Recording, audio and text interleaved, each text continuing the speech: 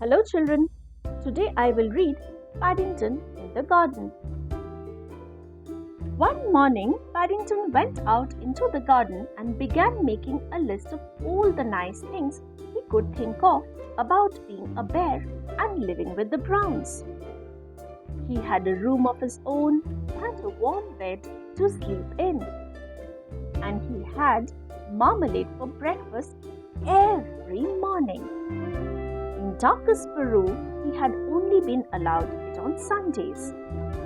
The list was soon so long he had nearly run out of paper before he realized he had left out one of the nicest things of all, the garden itself.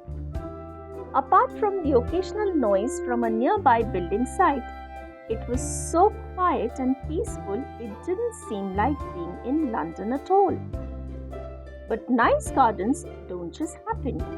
They usually require a lot of hard work, and the one at number 32 Windsor Gardens was no exception. Mr. Brown had to mow the lawn twice a week, and Mrs. Brown was kept busy weeding the flower beds. There was always something to do. Even Mrs. Bird lent a hand whenever she had a spare moment. It was Mrs. Bird who first suggested giving Jonathan, Judy, and Paddington each a piece of the garden. It will keep certain bears out of mischief, she said meaningly, and it will be fun for Jonathan and Judy as well. Mr. Brown agreed it was a very good idea, and he marked out 3 plots at the far end of the lawn. Paddington was most excited. I don't suppose there are many bears who have their own garden, he exclaimed. Early the next morning, all 3 set to work. Judy decided to make a flower bed, and Jonathan had his eye on some old paving stones. Paddington didn't know what to do. In the past, he had often found that gardening was much harder than it looked, especially when you only had paws. In the end, armed with a jar of Mrs. Bird's homemade marmalade, he borrowed Mr. Brown's wheelbarrow and set off to look for ideas. His first stop was a stall in the market where he bought a book called How to Plan Your Garden by Lionel Trugg. It came complete with a large packet of assorted seeds, and if the picture on the front cover was anything to go by, it was no wonder Mr. Trugg looked happy, for he seemed to do most of his planning while lying in a hammock. By the end of the book, without lifting a finger, he was surrounded by blooms. Paddington decided it was very good value indeed, especially when the owner of the stall gave him 2 pence change. Mr. Trugg's book was full of useful hints and tips. The first one suggested that before starting work, it was a good idea to close your eyes and try to picture what the garden would look like when it was finished. Having walked into a lamppost by mistake, Paddington decided to read another page or 2, and there he found a much better idea. Mr. Trugg advised standing back and looking at the side from a safe distance, preferably somewhere high up. He knew just the spot. By the time Paddington reached the building site near the Browns' house, it was the middle of the morning, and the men were all at their tea break. Placing his jar of marmalade on a wooden platform for safekeeping, he sat on a pile of bricks for a rest while he considered the matter. There was no one about, and there was a ladder nearby. Mr. Trugg was quite right. The Browns' garden did look very different from high up. But before he had time to get his breath back, Paddington heard the sound of an engine starting up. He peered through a gap in the boards. As he did so, his eyes nearly popped out. On the ground just below him, a man was emptying a load of concrete on the very spot where he had left his jar of marmalade.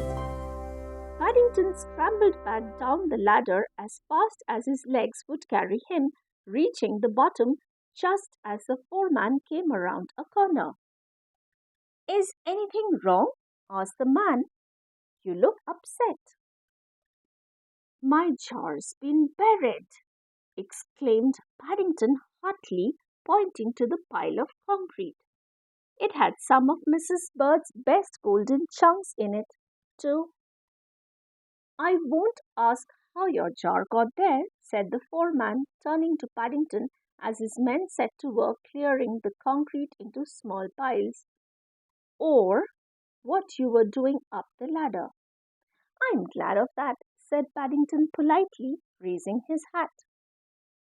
Suddenly there was a whirring sound from somewhere overhead, and to Paddington's surprise, the platform landed at his feet. My marmalade! He exclaimed thankfully. Your marmalade? Repeated the foreman, staring at the jar. Did you say marmalade? That's right, said Paddington. I put it there ready for my allowances.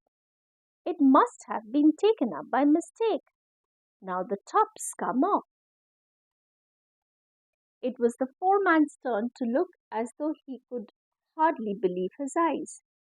That special quick-drying cement, he wailed. It's probably rock hard already, ruined by a bear's marmalade. No one will give me twopence for it now. I will, said Paddington eagerly. I've had an idea. Paddington was busy for the rest of the week. When the builders saw the rock garden he had made, they were most impressed, and the foreman even gave him some plants to finish it off until his seeds started to grow. It's National Garden Day on Saturday, he said. There are some very famous people judging it. I'll spread the word around. You never know your luck. The foreman was as good as his word, and on Saturday, half the neighborhood turned up at number 32 Windsor Gardens to see the judges arrive. Paddington nearly fell over backwards with surprise when he discovered that no less a person than Mr. Lionel Trugg himself was leading the procession. It's very good for you to get out of your hammock, Mr. Trugg, he exclaimed. Not at all, said Lionel Trugg. My pleasure, I must say. I love your orange stones. Where did you find them? I didn't, said Paddington. I think they found me, thanks to the builders. Congratulations, said Mr. Trugg as he handed Paddington a gold star. It's good to see a young bear taking up gardening. I hope you will be the first of many. Who would have believed it? Said Mr. Brown as the last of the crowd departed. You must write and tell Aunt Lucy all about it, said Mrs. Bird. They'll be very excited in the Home for Retired Bears when they hear the news. Paddington thought that was a good idea, but he had something to do first. He wanted to add one more important item to his list of all the nice things there were about being a bear and living with the Browns. Having my own rock garden. Then he signed his name and added his special paw print just to show it was genuine. That's all for today. Thank you for listening.